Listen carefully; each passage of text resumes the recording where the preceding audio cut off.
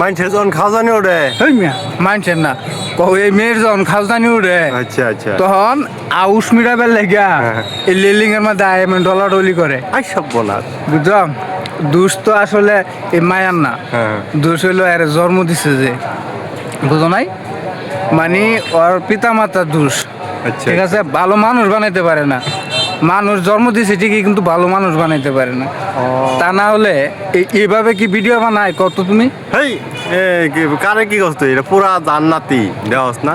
জান্নাতি না হ্যাঁ। মানে উপরাদা কি উপরে দেয় ফিটফাট, ভিতরে সতর্কা। ডরা ডরা, বুঝো না, বাংলা কথা কই, ঠিক আছে। আর এবার যেবেলা আমরা প্রতিবাদ করি না তখন কিছু কিছু পোলা মানে আইসা কমেন্ট করে যে ভাই এইসব ভিডিও বানান, তখন তাদেরকে ক্লিপ রে দেওয়া লাগে কত। আমি তো বলে ভাবছিলাম যে এই ভিডিও দেখলে বুঝি আমরা ওযু করে নেওয়ার লাগবো। আর এখন কি বুঝলা? পরে তো দেখি যে ভিতরে দেয়া ফাঁকা ফাঁকা। আসলে আমি কইছি না যে এর কোনো দোষ নাই, এর যে জন্ম দিছে দোষ করছে ওনারা, ঠিক আছে।